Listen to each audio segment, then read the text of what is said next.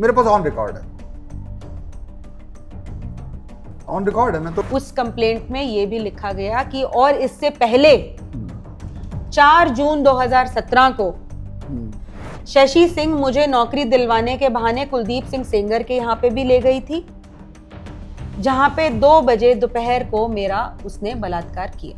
भाई आप कुलदीप सिंह सेंगर के समर्थन में क्यों बात कर रहे हैं, इसके पीछे कारण क्या है? बात करना है हाँ। कुलदीप सिंह सेंगर की। जी अभी तक हाँ। आपकी इस घटना में मुझे कहीं भी कुलदीप सिंह सेंगर की एंट्री नहीं हो रही है। नहीं। अब कुलदीप सिंह सेंगर की एंट्री कहाँ से होती है? 21 जून को पंचायत हुई है। पंचायत में महेश सिंह ने कहा कि क्योंकि शुभम भी इस लड़की से बातचीत करता था, इसलिए शुभम की इस लड़की से शादी करा दी जाए। अब इसके बाद क्या हुआ, कुलदीप सिंह सेंगर ने विधायक होने के नाते इस केस में इंटरवीन किया, इनको समझाने की कोशिश की।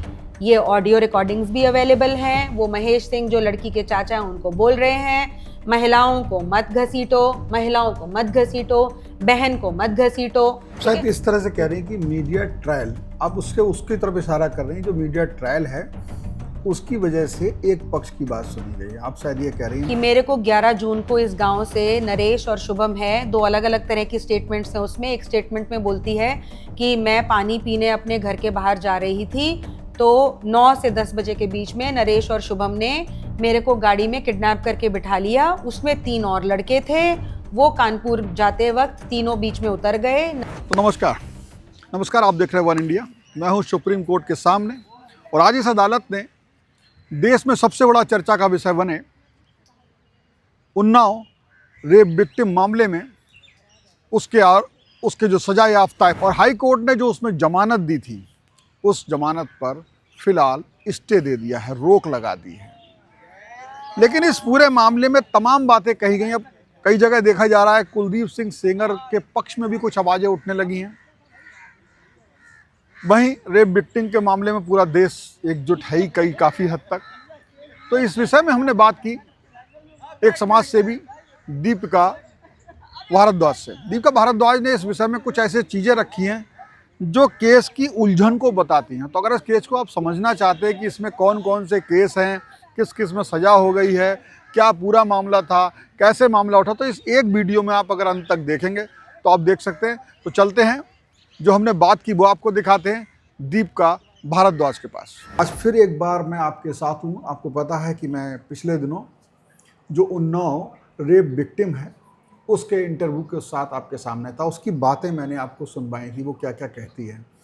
लेकिन जैसे जैसे हाई कोर्ट से जमानत मिलने के बाद जो कुलदीप सिंह सेंगर हैं उनको भी कहीं ना कहीं कुछ समर्थन मिलता दिखाई दिया। आज मेरे संग एक ऐसे ही महिला हैं, दीपिका जी, जो कानून की जानकार भी हैं। दीपिका भारद्वाज जी, आपका स्वागत है। थैंक यू शिवेंद्र जी। लेकिन मैं थोड़ा आश्चर्यचकित हूँ इसलिए क्योंकि मैं अभी तक जो भी दिल्ली में मैंने कवर किया है और जो भी देखा है, वो ये समझ में आया है कि एक बहुत बड़े ताकतवर आदमी के सामने, जो कि बीजेपी का लीडर था, विधायक था, उसके सामने जिसकी बेटी पूर्व मुख्यमंत्री, हालांकि वो कांग्रेस के थे, वीर बहादुर सिंह, उनकी पौत्र वधू है, जो मेरी जानकारी में, इतना बड़ा राजनीतिक परिवार है, उसके सामने ये लड़की संघर्ष कर रही है।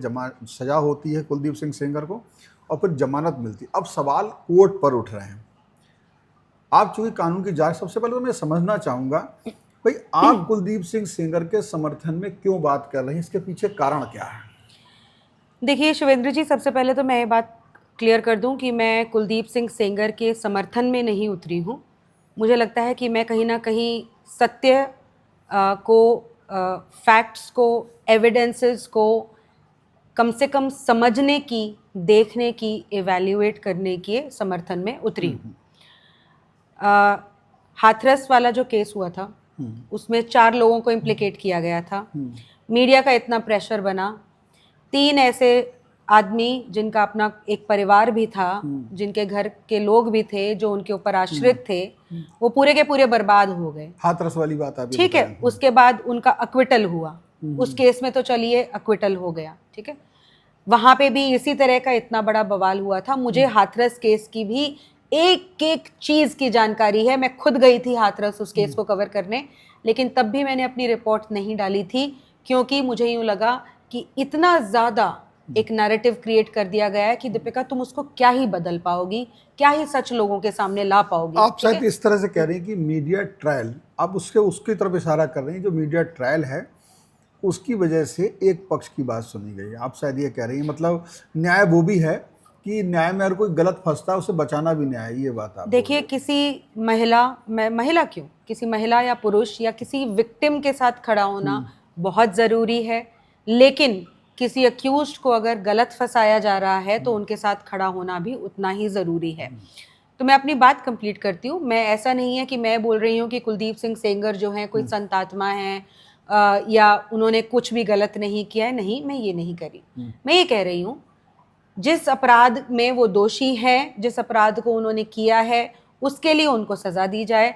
जो अपराध के ऊपर इतने सारे क्वेश्चन मार्क्स हैं जिसमें उनको कन्विक्शन दी गई है, उसमें अगर दिल्ली हाई कोर्ट ने, अगर आपने माना था कि लोअर कोर्ट ट्रायल कोर्ट ने उनको गिल्टी माना था और अगर आपने वो स्वीकार किया, तो दिल्ली हाई कोर्ट ने अगर ये माना है कि केस में कुछ त्रुटियां हैं और कल को अगर ये बरी हो जाते हैं तो हम अपने आप कानून का जवाब नहीं दे पाएंगे कि ये 8 साल या 9 साल जेल में क्यों सड़े, तो हम इनको अभी बेल दे रहे हैं। बेल दी है, बरी नहीं किया ये है। हाई कोर्ट का आपकी तरफ से, जो मैं गलत कहूं तो आप बताना, आप जो कह रही हैं मैं अपने दर्शकों को बता दूं, आपका शायद ये कहना है कि कोर्ट ने कुछ ग्राउंड्स ऐसे देखे जिसकी वजह से उन्हें लगा कि अगर बहुत ज़्यादा समय तक जेल में रखते हैं और केस में कुछ ऐसे डिस्कस के पॉइंट थे जो भी बाकी थे जिस पे शायद एक गुंजाइश बचने की भी हो, ये वजह है। मतलब जो जिसे हम कहते हैं सबूत, 2 चीज़ हैं, या तो गुंजाइश बचने की हो, हालांकि दिल्ली हाई कोर्ट ने अपनी जजमेंट में ये नहीं बोला है,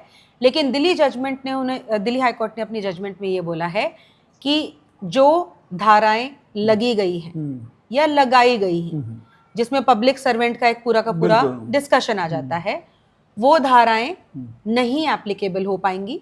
अगर मान भी लिया जाता है कि इन्होंने क्राइम किया है, जिन धाराओं के तहत इनको सजा मिलती है, उसमें मैक्सिमम पनिशमेंट 7 साल है। ये 7.5 साल ऑलरेडी कर चुके हैं। ठीक है, अब यहाँ पर तो इस समय पे उनको बेल देना जरूरी है। जरा सा क्लियर कर दूं, यानी कि अब मेरी समझ आता है कि जमानत तो दे दी है, लेकिन अगर अदालत के पास ये रास्ता है कि अगर ज्यादा सजा होती है तो उन्हें बाद में जेल भेज दिया जाएगा। जी, अभी तक जो समझ में आया है प्रथम दृष्टया, या अभी तक जो बहस हुई होगी उसमें ये समझ में आया कि इतनी तो सजा बनती है जितनी कर चुके हैं। अब इससे आगे के लिए वो कर, लेकिन यहाँ पर एक सवाल, उन्होंने ये नहीं बोला है कि इतनी सजा बनती है, उन्होंने बोला है कि इतनी सजा ये काट चुके हैं। अगर ये हुआ तो ये जस्ट इन केस अपील को डिसाइड करने पे, अगर जैसे अपील डिसाइड होती है, देखिए अपील में है ये केस, मानिए बिल्कुल सजा बनती नहीं है, अगर मैक्सिमम होगी तो इतनी होगी। अगर अपील इनके अगेंस्ट जाती है, यानी कि इनको इनकी अपील के डिसीजन के बाद भी गुनाहगार माना जाता है, तो जिस सेक्शन के अंडर इनको गुनाहगार माना जाएगा उसकी मैक्सिमम पनिशमेंट ये है, जो कि ये ऑलरेडी भुगत चुके हैं। ये बात हुई क्लियर। लेकिन अगर ये इनोसेंट पाए जाते हैं तो हम अपने आप को ये एक्सप्लेन नहीं कर पाएंगे, या हम कानूनन इस चीज को नहीं एक्सप्लेन कर पाएंगे कि हमने इनको बेल क्यों नहीं दी या इनका सेंटेंस जो है उसको सस्पेंड क्यों नहीं किया। इसलिए जो है दिल्ली हाई कोर्ट का ये जजमेंट आया। लॉफुली, लीगली बिल्कुल वैलिड है। हालांकि टेक्निकल चीज़ें इन लोगों को बहुत ज़्यादा समझ में नहीं आती है, लेकिन अगर कोई भी जो भी इंसान थोड़ा सा कानून में और न्याय में इंटरेस्टेड होता है, मैं उनको ये एक और चीज़, बहुत इंपॉर्टेंट बात बताती हूँ। इस समय पे एक बहुत बड़ा मुद्दा चल रहा है, पब्लिक सर्वेंट। कोई एमएलए पब्लिक सर्वेंट कैसे नहीं हो सकता? एमएलए पब्लिक सर्वेंट इस केस में इसलिए नहीं हो सकता क्योंकि ये केस जो है पॉक्सो का है। पॉक्सो के अपने ही कानून में पब्लिक सर्वेंट की डेफिनेशन नहीं दी गई है। पॉक्सो का कानून पब्लिक सर्वेंट की डेफिनेशन बोरो करता है जुवेनाइल जस्टिस एक्ट से या आईपीसी से या सीआरपीसी से। सीआरपीसी से भी पब्लिक सर्वेंट नहीं है, जुवेनाइल जस्टिस एक्ट में भी नहीं है, आईपीसी में है। आईपीसी में जो पब्लिक सर्वेंट की डेफिनेशन है उसमें एमएलए नहीं आते हैं। आने चाहिए, बिल्कुल आने चाहिए। अभी आ रहे हैं क्या? नहीं आ रहे हैं। कानून को बदलाव में ऐसी व्यवस्था नहीं है कि वो पब्लिक सर्वेंट माने जाएं। जी, अगर वो माने जाते तो क्या सजा? आप इमोशंस के ऊपर एक चीज समझना चाह रहे हैं, जो जिस बात पर हो रही है कि अगर वो पब्लिक सर्वेंट माने जाते तो जो उनको सजा तो सजा बढ़ सकती थी। नहीं, तो जो सजा मिली हुई है उनको लोअर कोर्ट में वही बरकरार रहेगी, लाइफ इम्प्रिजनमेंट।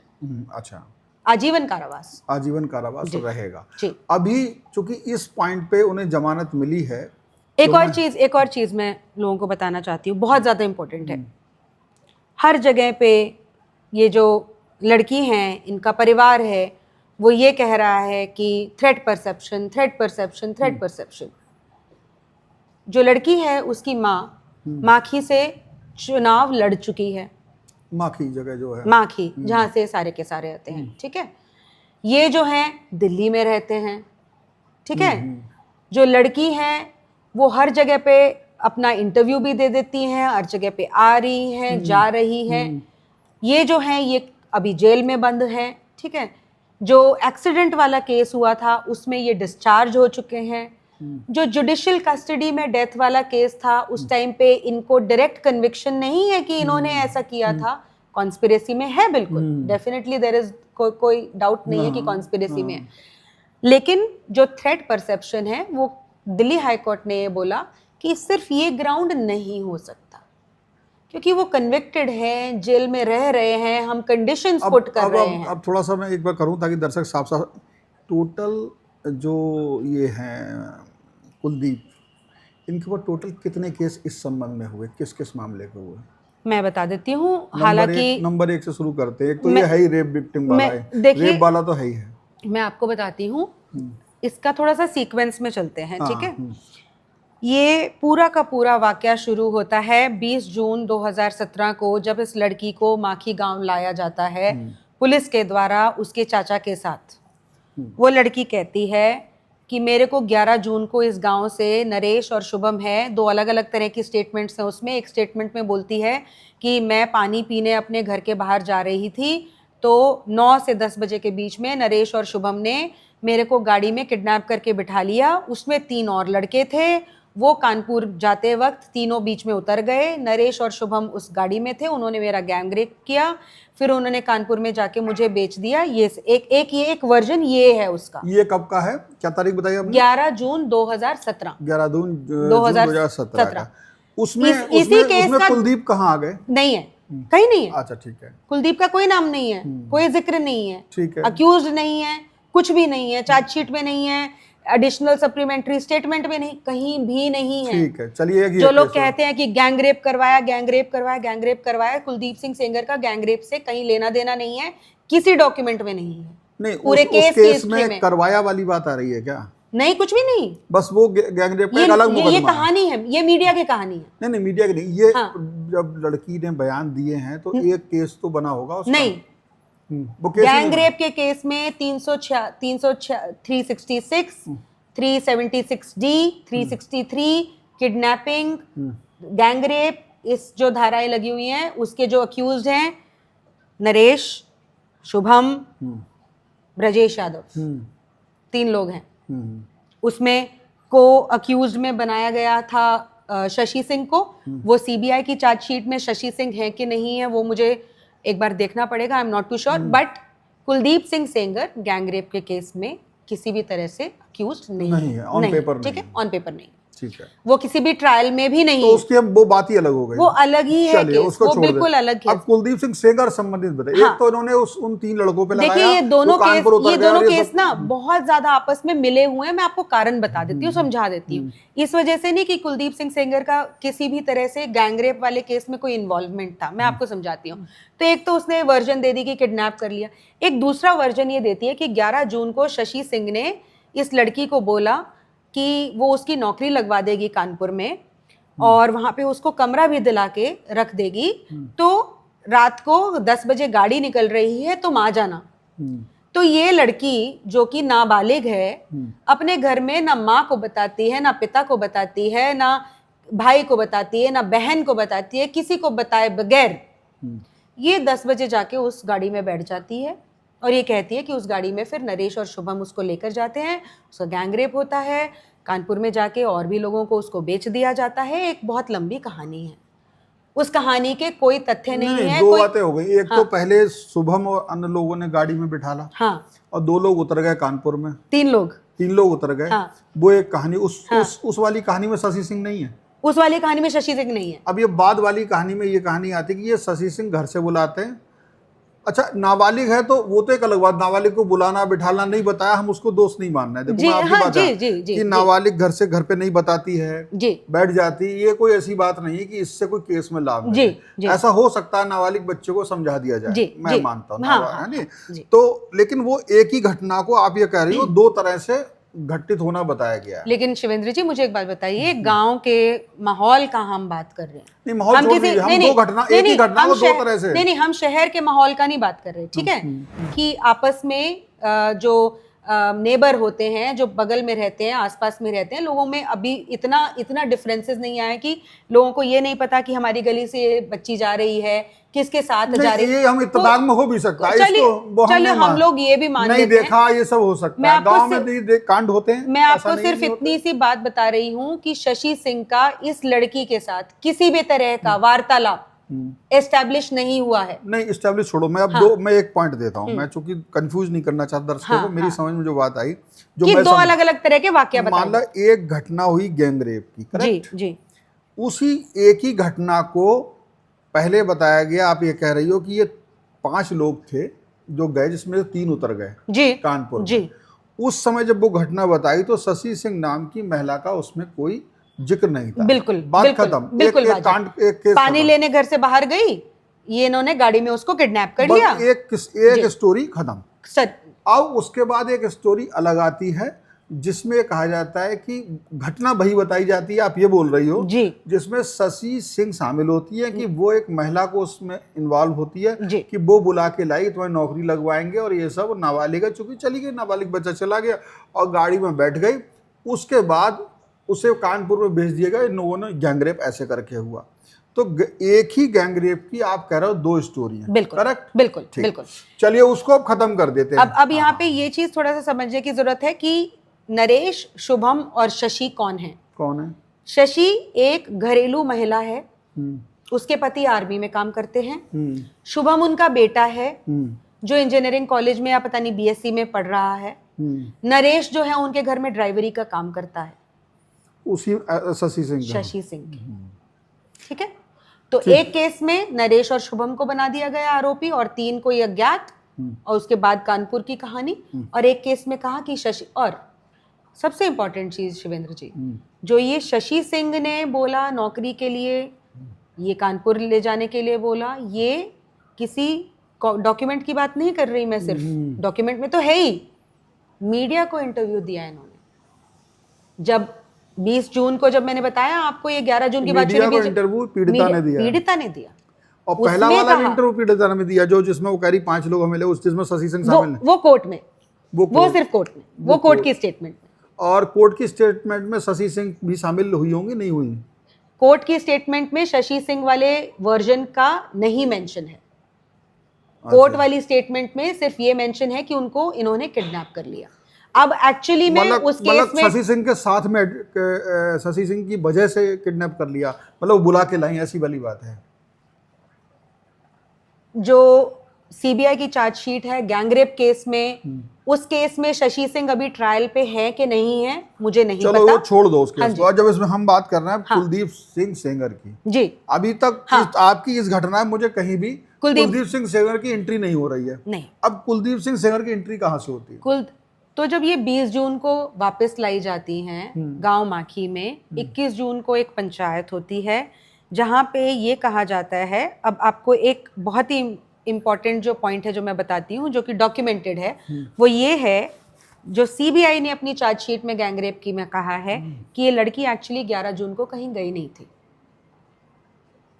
ये लड़की गांव माखी से 12 जून को गई है। 11 जून कौन सी घटना है? वो गैंगरेप वाली? गैंगरेप वाली जो ये खुद बता रही है। अच्छा, लेकिन सीबीआई अपनी चार्जशीट में कह रही है कि 12 जून को इसने माखी गांव छोड़ा है। तो 11 जून के ना जाने के क्या सबूत दिखाएं उसमें? 11 जून को जिसका ये बोल रही है नरेश के और शुभम के, नरेश 100 किलोमीटर दूर है और शुभम माखी से 50 किलोमीटर दूर है उस वक्त। किस का मोबाइल लोकेशन से? सीबीआई ने चार्जशीट में मतलब अपना उसके लिखा उसके प्रूफ, साइंटिफिक साइंटिफिक प्रूफ जो है वो सिर्फ mobile location, scientific proof mobile location जी। और और इसकी इस माँ, लड़की का, और इसकी माँ ये कहती है कि 11 जून को इसको कोई किडनैप करके ले गया, 12 जून को मैंने इसके चाचा को घर पे फोन इसका किया। क्या प्रमाण दिया सीबीआई ने? इसका कोई प्रमाण का जिक्र नहीं है, जो चार्जशीट में है वो मैं आपको उन्हें बता 100 रही हूँ। किलोमीटर दूर बताया है। उन्होंने बताया कि इन दो आदमियों की लोकेशन इतनी इतनी दूर थी, ये लिखा जो चार्जशीट में लिखा हुआ, मैं वही सिर्फ लिखा आपको है, वही लेकिन बताऊंगी। इनका नहीं बताया कि ये कहाँ है। ये तो बोल रही है मैं मोबाइल ही नहीं यूज करती थी।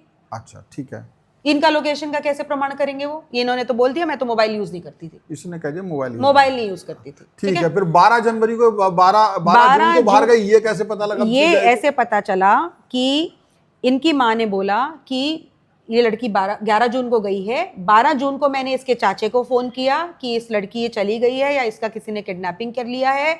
इसके चाचा ने बोला कि हम वहां पर आ रहे हैं। फिर मैंने अपने किसी भाई को भी फोन किया कि भैया ये चली गई है। लेकिन ये जो सारी कॉल्स थी ये 12 जून को नहीं हुई, ये 13 जून को हुई है। तो इसलिए सीबीआई ने कहा है इसका मतलब है कि लड़की 11 जून नहीं 12 जून को गई है।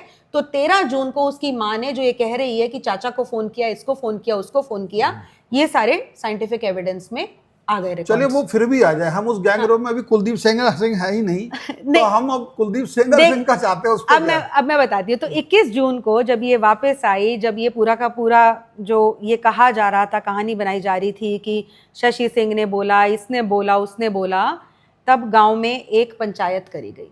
उस गांव की पंचायत में इसके चाचा महेश सिंह ने बोला कि एक सिंपल सा पॉइंट बता देती हूँ, गैंगरेप केस में नहीं जाएंगे, मैं आपको ये बता रही हूँ कि ये जो फैमिली है इसकी क्रेडिबिलिटी क्या है। क्रेडिबिलिटी में नहीं पूछूंगा, नहीं शिवेंद्र जी, घटनात्मक बताइए। नहीं घटनात्मक बता रही हूँ।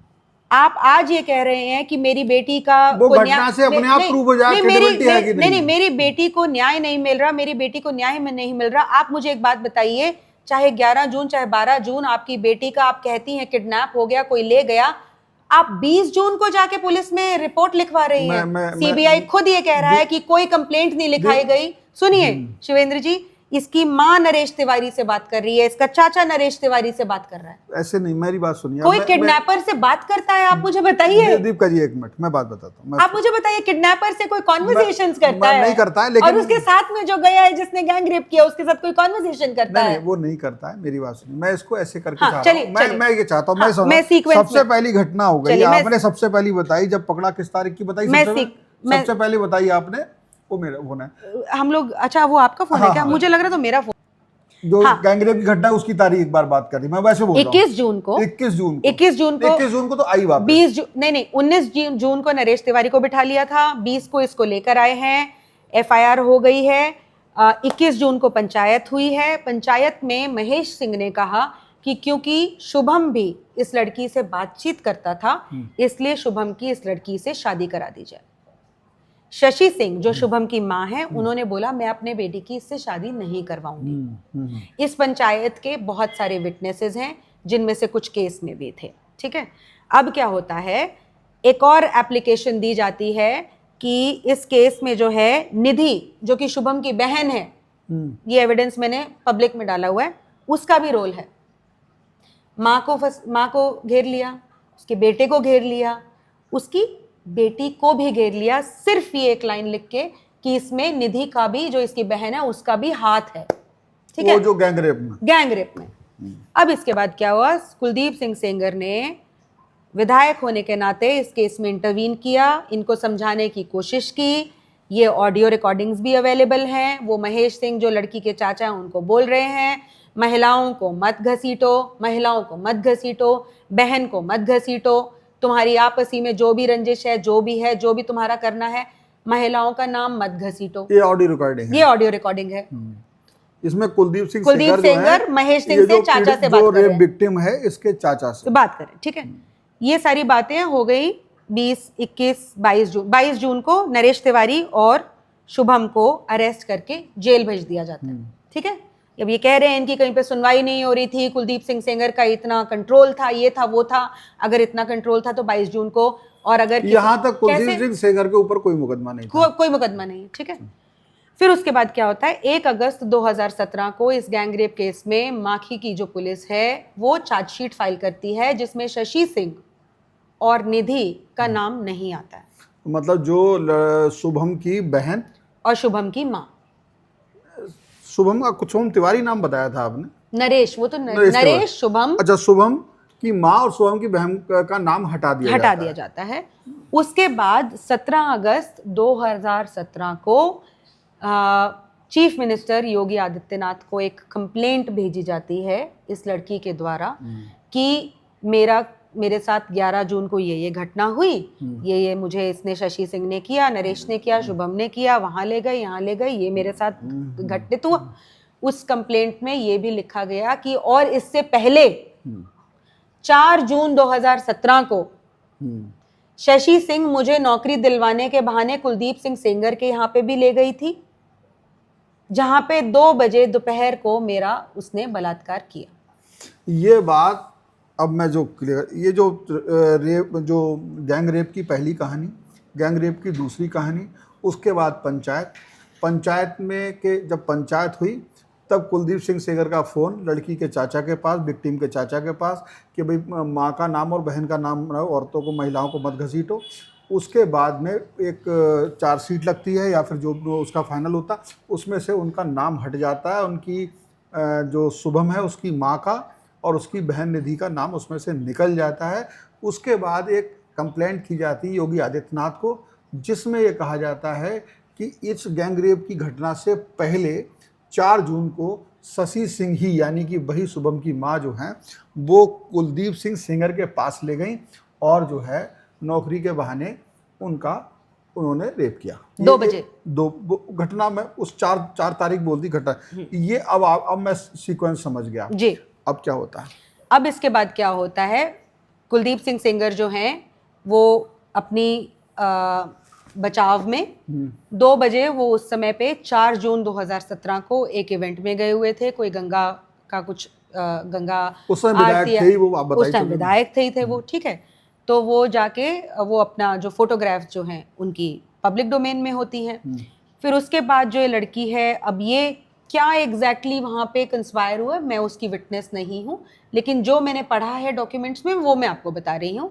तो उसके बाद एक लड़की की मेरे को वीडियो जो है, जो पब्लिक डोमेन में है, जो मैंने देखी, जिसमें लड़की ये बोल रही है मीडिया को, जब ये कंप्लेंट गई होगी शायद चीफ मिनिस्टर को, तो शायद तब फिर दोबारा से मीडिया के पास ये बात गई होगी कि ये सिंगर के ऊपर आरोप लगा रही है, इतना सीरियस आरोप है, ऑब्वियस सी बात है मीडिया ने इनका इंटरव्यू लिया होगा।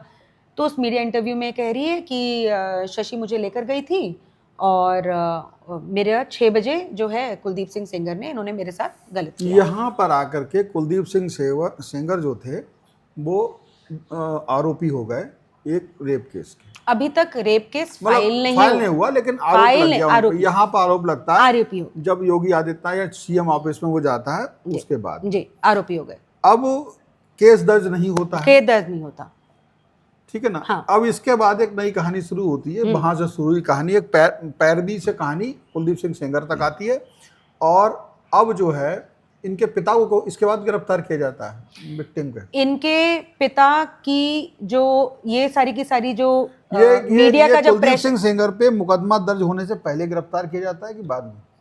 कुलदीप सिंह सेंगर के गिरफ्तारी तो तब हुई थी जब नहीं, मुकदमा दर्ज होने से पहले नहीं, कुलदीप सिंह सेंगर के ऊपर मुकदमा तो जब ये चीफ मिनिस्टर के ऑफिस के बाहर अपने आप को इमोलेट करने के लिए गई थी, उसके बाद हुई है।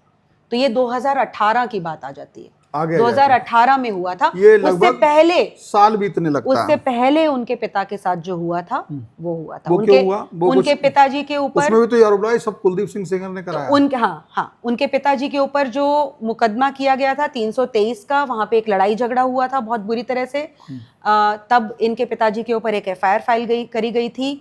वो एफआईआर भी जो है दिल्ली में ही उसका जो है एनालिसिस या फिर ट्रायल चल रहा है, उसका क्या रिजल्ट है मुझे नहीं पता, बट जो उनके पिता के ऊपर भी एक एफआईआर हो गई थी, वो उसको भी ट्रांसफर कर दिया गया था, कस्टडी में मौत हो गई, जिसके बाद उनकी कस्टडी में जो है उनके ऊपर टॉर्चर हुआ है। उसका आरोप लगाई कुलदीप सिंह सेंगर ने, ये सब षड्यंत्र रच के उनको मरवा दिया। ये एक चीज है।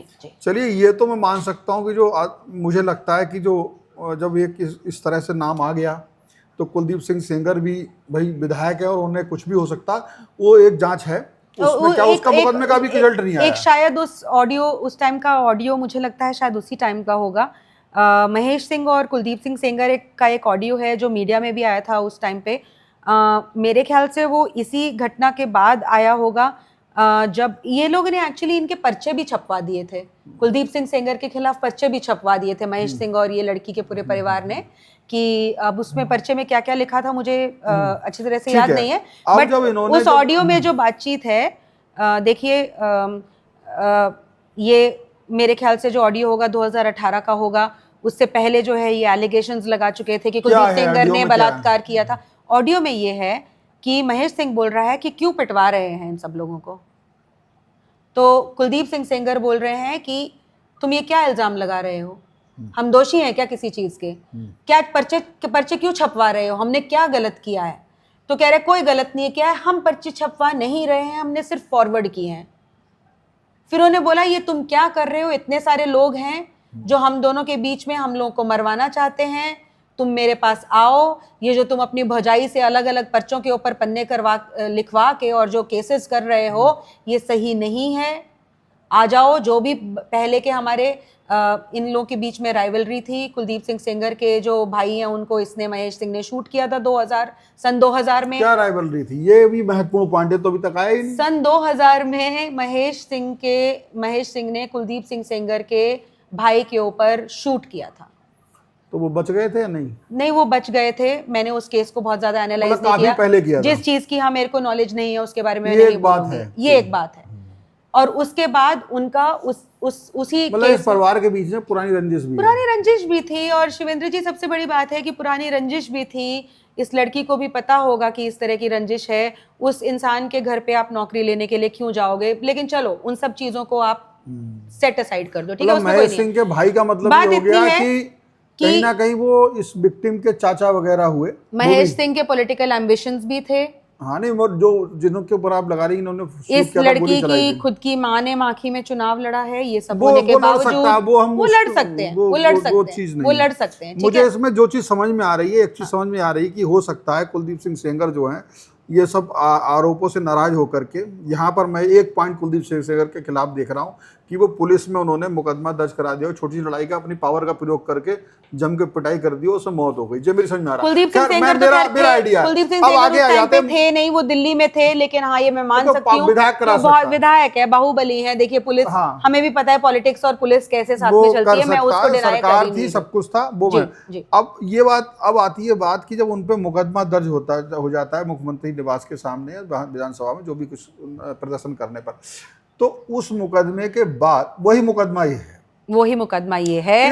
अब इन्हें जो सजा हुई है जो 7.5 साल की, नहीं सजा नहीं हुई है, जिसमें इनको 25 साल की आजीवन कारावास किस केस में हुई है? रेप के केस में हो गई। जो दूसरा गैंगरेप का केस है वो चल रहा है, जो 4 तारीख वाला मामला था जी, उसमें हो गई। हाँ। और वो जो आशा सिंह, क्या नाम बताया उनका आपने?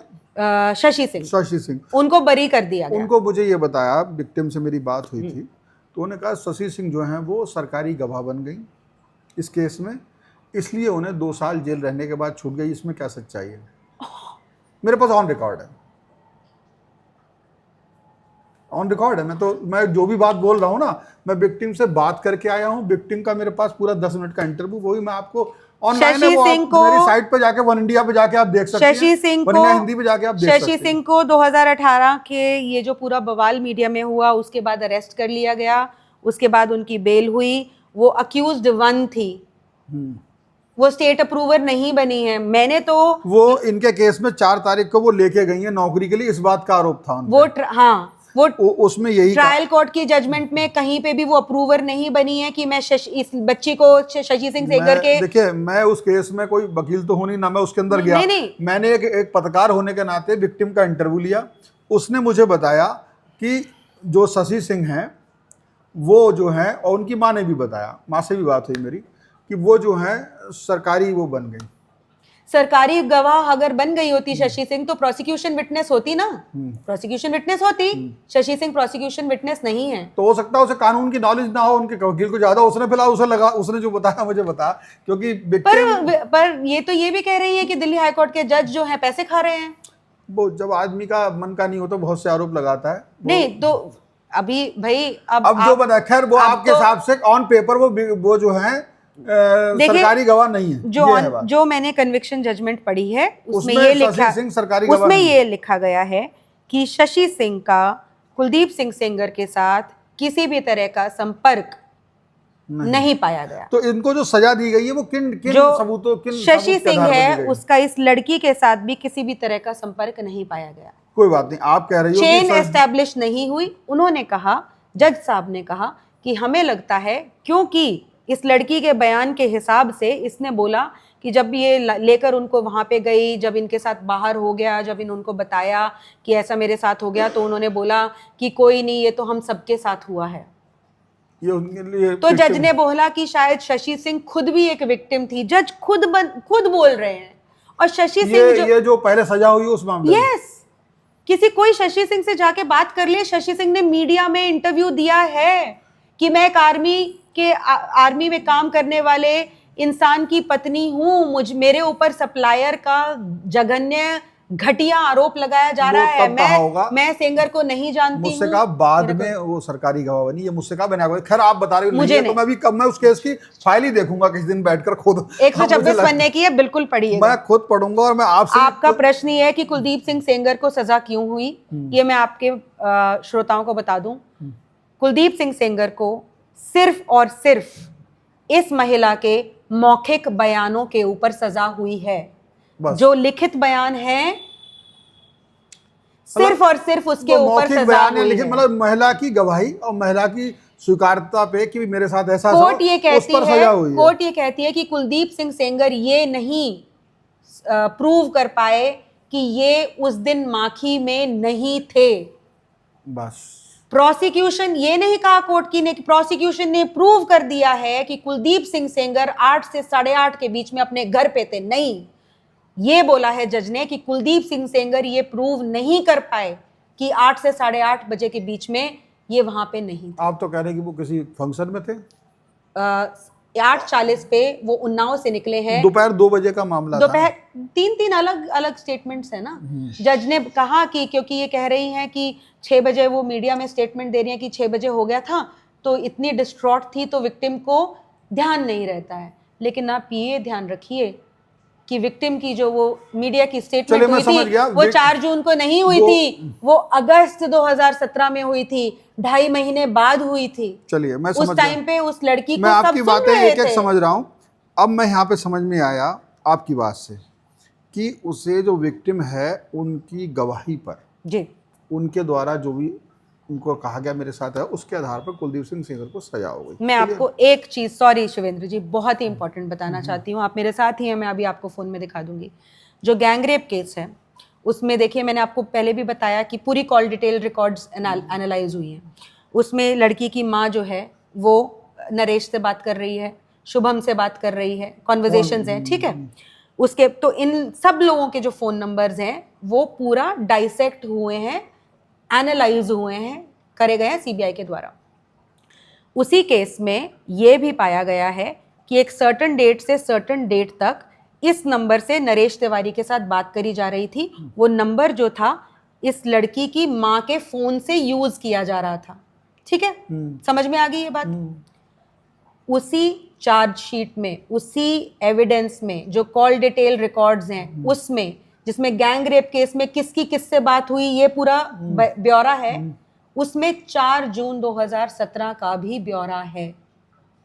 वो क्या ब्यौरा है? वो ये ब्यौरा है कि जिस नंबर को ये लड़की इस्तेमाल कर रही थी, जिससे ये नरेश तिवारी से बात कर रही थी, 4 जून 2017 को 7:52 से लेके 8:30 बजे तक वो फ़ोन, वो नंबर बिजी था। उस पे नरेश तिवारी के साथ बात करी जा रही थी। जिस समय 8 से 8:30 बजे आप ये कह रहे हैं कि कुलदीप सिंह सेंगर के द्वारा इस पीड़िता का रेप किया जा रहा है, उसी समय यही पीड़िता एक नंबर से 7:52 से 8:30 बजे तक एक नंबर पर बात कर रही थी। इस तथ्य को लोअर कोर्ट ने, ट्रायल कोर्ट ने सिर्फ इस वजह से नहीं माना क्योंकि जिस फोन में उस सिम को इस्तेमाल किया जा रहा था, यानी इनकी माताजी का फोन, वो कभी जब्त नहीं किया गया। जब्त नहीं किया। ये लड़की कहती है कि सीबीआई बिक गई, इन्वेस्टिगेशन ऑफिसर बिक गया। अगर वो इन्वेस्टिगेशन ऑफिसर बिक गया होता तो डिफेंस के खिलाफ क्यों काम करता, ये फोन जब्त करता ना। उसने तो फोन ही जब्त नहीं फोन किया, वो एक- किसके खिलाफ काम? वो जो फोन जब्त नहीं हुआ वो कुलदीप सिंह सेंगर के खिलाफ भी आप ये कह रहे जी। हैं। खैर ये तो 2 पॉइंट हो गए। एक हो गया आपका केस जो चल रहा है गैंगरेप वाला, वो अगर अलग चल रहा है, पिताजी वाला अलग चल रहा है, रेप के केस में सजा हो गई। अब जी।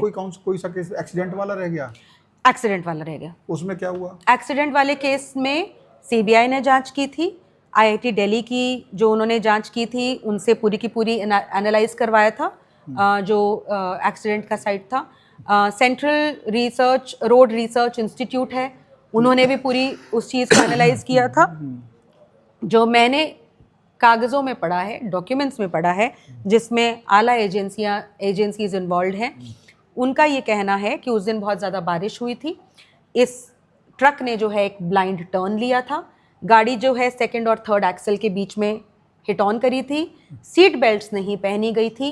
इस वजह से बहुत ज़्यादा इंजरी जो है पैसेंजर्स को इस केस में हुई उस है। ट्रक का और कुलदीप सिंह सेंगर का कोई वो लिंक नहीं निकल कोई पाया। डिस्चार्ज हो गए हैं वो उस केस में।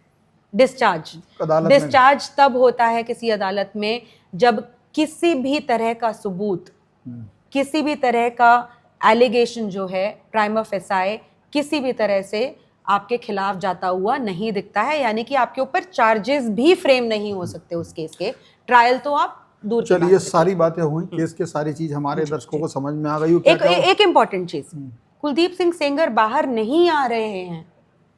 मैं खास करके ये बताना चाहूंगी, मैंने एक रील देखी, योगिता भयाना नाम की एक महिला है, सोशल एक्टिविस्ट है। हाँ, बताइए। मैं उनके काम को रिस्पेक्ट करती हूँ क्योंकि वो रेप पीड़िताओं की मदद करती हैं, लेकिन मुझे ये लगता है कि बहुत ज़्यादा ज़रूरत है उनको ये समझने की कि तथ्य क्या होते हैं, फैक्ट्स क्या होते हैं और सही का साथ देने की। उन्होंने अपनी एक रील रिलीज़ की जिसके 5 मिलियन व्यूज़ हो गए हैं, जिसमें वो कह रही है कि दिल्ली हाई कोर्ट ने कुलदीप सिंह सेंगर को बरी कर दिया है। झूठ फैला रही है वो समाज में। अभी कुलदीप सिंह सेंगर जेल में रहेंगे। अभी कुलदीप सिंह सेंगर जेल में रहेंगे, उसका सेंटेंस सस्पेंड हुआ है, उनको बेल मिली है, अपील डिसाइड नहीं हुई है, उनको एक्विटल नहीं मिला है, उनको बरी नहीं किया गया है। जो इंपॉर्टेंट चीज, जो कॉन्स्पिरेसी वाला केस है, नहीं ये थोड़ा एक बार, पब्लिक जो- समझना चाहेगी। एक जो सेकंड। कॉन्स्पिरेसी वाला केस है जिसमें उनके पिता की कस्टडी में डेथ हो गई थी, उनको उसमें कॉन्स्पिरेसी के चार्जेस में 10 साल की सजा मिली है। और उस केस में उनकी जो, जैसे इसमें सेंटेंस सस्पेंड करने के लिए इन्होंने डाला था हाई कोर्ट में, उसमें भी डाला था, वो रिजेक्ट हो चुका है, तो वो जेल में रहेंगे। यानी मतलब वो जब वाले तक 10 उसकी साल उन्हें पूरा करना होंगे। नहीं वो वाले नहीं अगर वो भी, अगर उसमें कुछ नहीं होता आगे, उसमें भी बेल की जो हियरिंग है वो पेंडिंग है, उसमें भी 10 साल उसमें की अभी सजा मिली वो थी, जो 7.5 10 साल वो की सजा कर चुके है, हैं। वो क्या कोई प्रूफ मिले होंगे उसमें ना कुछ, तभी तो हुई है सजा। खैर देखिए- वो क्या प्रूफ मिले वो आपको पता है क्या? नहीं, मैं उस केस के बारे में ठीक नहीं है, बहुत चलिए वो 10 साल की सजा हुई, वो किस अदालत से हुई? निचली इसी अदालत- सेम से। निचली- हाँ सेम कैसे? दिल्ली 30,000 धर्मेंद्र शर्मा जो, हाँ मतलब जी, 30,000 कोर्ट 30,000 कोर्ट से, जी वो एक तरीके से उसे निचली अदालत माने, जी। डिस्ट्रिक्ट कोर्ट माने। जी उसके बाद उसकी भी अपील हाई कोर्ट में अब की जा रही होगी या चल रही होगी। जी जी अभी जो इन्हें जमानत मिली है वो रेप केस में मिली जी। है, बात नंबर 1, जिसमें जज ने कहा है कि चूंकि 7 साल रह चुके हैं, वो तो हमारे टेक्निकल चीज़ें आपने बताई, चूंकि अगर उसमें जमानत मिल भी जाती है और अगर वो 10 साल वाली जो सज़ा है उसमें अगर नहीं मिलती है बाय द वे, तो अभी तो वो 2.5-3 साल अभी जेल में रहेंगे जी जी, ये एक बात है। तो ये वो बाहर नहीं आ रहा है। नहीं, वैसे वो डिसाइड हो जानी चाहिए क्योंकि फिर वही है ना कि वो ऊपर से डिसाइड sentence ही- कोर्ट के ऊपर है ना। हाँ, वो कोर्ट के अभी ऊपर। आप कुछ नहीं कर सकते। अच्छा, एक और चीज शिवेंद्र जी बहुत इंपॉर्टेंट है, क्योंकि मैं चाहती हूँ कि आप इस केस के बिल्कुल डेप्थ में जाएं। जो प्रोसिक्यूशन है, जो लड़की है उसके साइड के जो एडवोकेट्स जो बोल रहे हैं, वो कह रहे हैं कि दिल्ली हाई कोर्ट बायस्ड है, दिल्ली हाई कोर्ट ने अपील ही डिसाइड कर देनी थी, इन्होंने ये सस्पेंड क्यों किया सेंटेंस, 5 साल हो गए हैं इस अपील को पेंडिंग में, तो आप अपील ही डिसाइड कर दे। तो दिल्ली हाई कोर्ट ने अपनी जजमेंट में लिखा हुआ है कि बड़ा अच्छा आर्ग्यूमेंट दे रहे हैं आप, लेकिन आप ही ने एप्लीकेशन लगाई है कि हमारे को एडिशनल एविडेंस इस केस में लगाने हैं। एडिशनल एविडेंस लगाना री एग्जामिनेशन ऑफ विटनेस का मतलब है, आप खुद डिले कर रहे हैं प्रोसेस को, और आप उसके बाद दिल्ली हाई कोर्ट को बोल रहे हैं। मांगे जाए तो पीड़ित पक्ष की वकील की तरफ से मांग करी गई है कुछ और एविडेंस शामिल करने की, जी। इसलिए वो अपील जो है के बारे में फाइनल डिसाइड नहीं हुआ। जब तक वो डिसाइड नहीं होती तब तक जो है उनको जो है जमानत दी गई, ऐसे बोल रहा हूँ ना, ठीक है। तो अब ये क्लियर सारी चीजें हो गई। अब एक चीज अब ये सब चीज निबट गई, टाइम बता दो बस मुझे हो गया। प्लीज। अब बस लास्ट में आपसे पूछता हूँ फाइनल, चूंकि वो बहुत बड़ी चीज मेरी नजर में है, क्योंकि मैं ये मानता हूँ कि जितना जरूरी है विक्टिम को, लिखा भी होता है अदालत हमेशा वादी के पक्ष में है, मैंने हर जगह छोटी छोटी अदालतों में लिखा होना चाहिए वादी के पक्ष में रहना चाहिए, उतना ही जरूरी है कि अगर कोई, मैं नहीं कह रहा हूँ कि कुलदीप मेरा कोई भी निर्णय नहीं, मैं न मानता हूँ कि वो अच्छे से, आपने भी कहा कि आपको उन्हें सर्टिफिकेट नहीं दे रही हैं, लेकिन मैं इसको दूसरी तरह से ले रहा हूँ। कई ऐसी घटनाएं हुई, लोग खाली बाद में बिल्कुल बेकसूर निकले हैं, उनकी ज़िंदगियां बर्बाद हो गई। मैंने अपनी ज़िंदगी में कई खबर की है ऐसी कि एक बच्चे को नाबालिग सिद्ध करने में 20 साल लग गए, वो 40 साल की उम्र छूटा सुप्रीम कोर्ट से। तो ऐसी ज़िंदगी अदालत जेल में बर्बाद होती हैं, तो वो निर्णय हो सकता है। तो जो अदालतों के खिलाफ अब जो प्रचलन बढ़ा है, प्रचलन भी है, गुस्सा भी है कि वो अगर अपने पक्ष का निर्णय नहीं आया तो गुस्सा होते हैं लोग कि भाई बिक गई अदालतें। इसको कैसे देखना चाहिए, अब क्या है मतलब? देखिए मुझे अब हो सकता है कल यही कोर्ट फिर वापस कुछ भी कर सकती है निर्णय, या अदालतों पे दबाव डालने का ये तकनीक बन गई कि भाई सड़कों पे आंदोलन करके अदालत दबाव बनता है। आप बताओ, अब तो कानून की जानकार भी हो, कई वकील और सब देख भी रही हो। मुझे तो बिल्कुल सर्टनली लगता है कि मीडिया ट्रायल की वजह से हमारा जस्टिस डिस्पेंसेशन सिस्टम इम्पैक्ट हुआ है, बट बड़ा डबल एज सॉर्ड है शिवेंद्र जी। मैं ऐसे क्यों भी लगता है, मतलब ये तो ऐसे बहुत भी केसेस हैं मतलब आज की तारीख में भारत के अंदर जो कमजोर है, अल्पसंख्यक है, और अल्पसंख्यक किसी मतलब बहुत ही कमजोर है, उसके पास कोई आदमी नहीं चार्ज जी उसके पक्ष में खड़े होने वाले, और उसके ऊपर आरोप लगता है, कोई ताकतवर लगा देता है। मान लो आज तो वो विक्टिम कमजोर थी, अगर विक्टिम की तरफ उसका भाई होता तो वो तो लड़ ही नहीं पाता। अगर उस पर कुलदीप सिंह सेंगर ही आरोप लगाते तो वो नहीं लड़ पाता, इतना उनके पास ताकत भी नहीं थी ना, वो तो उसका तो कोई शोर शराबा करने वाला भी नहीं होता। देखिए मुझे तो ये शोर शराबा करके अदालतों पे जो दबाव का तरीका, मुझे लगता है कि media fourth pillar of democracy है। मुझे लगता है कि किसी भी केस में, चाहे वो आपको कितना भी टफ ना लग रहा हो, जब चाहे आप कितने भी इमोशनली सेंटिमेंटली उससे कनेक्टेड ना हो, अगर आप जज एंड जूरी बनना चाह रहे हैं तो आप ये ध्यान रखिए कि कोर्ट में दोनों पक्षों की सुनवाई होती है। बस, लेकिन ये चीज आप दोनों पक्षों को नहीं सुन रहे हैं तो आप पूरे समाज को बायस्ड कर रहे हैं, सिर्फ एक ही साइड दिखा दिखा के। लेकिन एक चीज और हो सकती है, मैं मेरे दिमाग में आती, दीपिका जी तो मैं कहता जरूर हूँ, क्योंकि मैंने देखा कि कई बार क्या होता है कि अदालत अपना निर्णय देती है, जो सबूत होते हैं उस पर देती है, सबूत पे देती है, लेकिन जो एजेंसियां होती हैं उनका भी बहुत बड़ा रोल होता है, और सरकारी वकील का भी, सीबीआई के वकील का बहुत रोल होता है। तो एक जगह ये भी कहा गया है, उनके जो वकील है महमूद प्राचा, उन्होंने कहा कि जो सीबीआई के वकील हैं उन्होंने सही से पैरवी नहीं की, मतलब विरोध नहीं किया इस जमानत का, और सीबीआई पे सेंट्रल गवर्नमेंट का, चूंकि बीजेपी का कहीं ना कहीं उनका मानना है कि उनके हाथ की कठपुतली, ऐसा उन्होंने इशारा किया, तो वो विरोध ना करना पीड़िता के विपक्ष में गया। अदालत तो जो अगर बात ही नहीं कही जाएगी तो निर्णय क्या देगी, ये वाली एक बात है।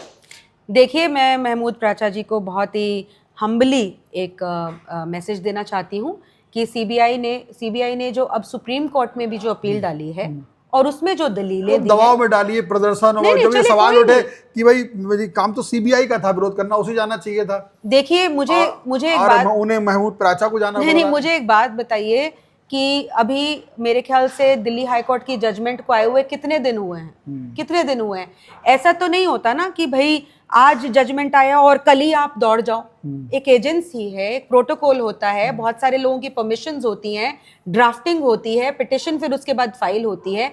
अब अगर वो कोइंसाइड हो जाए आप, लेकिन प्रोटेस्ट तो अगले दिन कर सकते हैं, ठीक है? तो अब सीबीआई मूव करना चाहती थी कि नहीं करना चाहती थी, मैं उसकी मेरिट्स पे नहीं जाऊंगी, मैं सिर्फ इतनी बात बोल रही हूँ, जो सीबीआई ने अब दलील सुप्रीम कोर्ट में दी है इस चीज को, डिसीजन को अपील करने के लिए, वही आर्ग्यूमेंट्स उनके दिल्ली हाई कोर्ट में भी थे।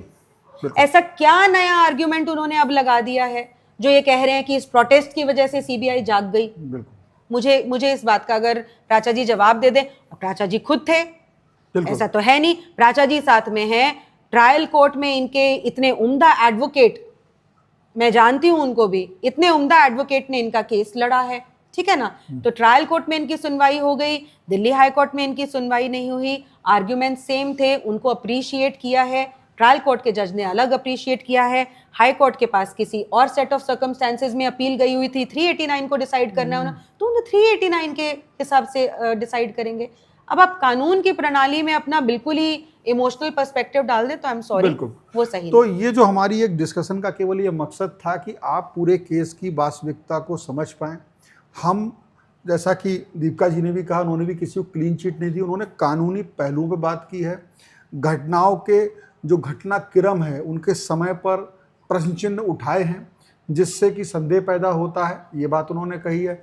लेकिन अदालतों का जो निर्णय है उस पर थोड़ा सब्र भी करना चाहिए। एक अदालत ने सजा दी है और अभी कुलदीप सिंह सेंगर बाहर नहीं आ रहे क्योंकि दूसरी चीज़ में उन्हें 10 साल की दूसरे केस में सजा हो चुकी।